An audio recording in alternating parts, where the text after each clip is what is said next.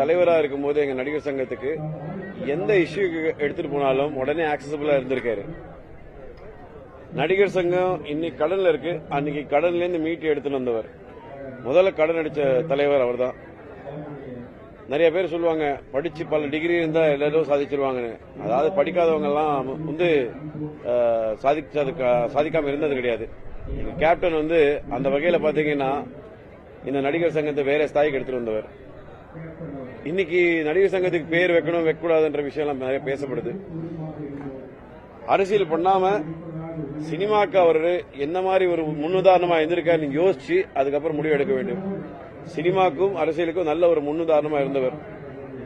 எந்த உதவின்னு கேட்டு போனா மற்ற விஷயங்கள்லாம் பக்கத்தில் வச்சுட்டு அவர் உதவி செஞ்சவர். வீட்டுக்கு போனா சாப்பாடு போடுறதோ மருத்துவ வகையா வந்து எல்லாருக்குமே வந்து எப்பயுமே உதவி செஞ்சவர்.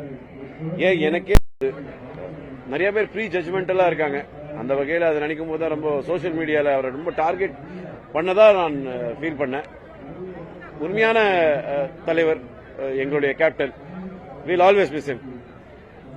May his soul rest in peace. I love him a lot.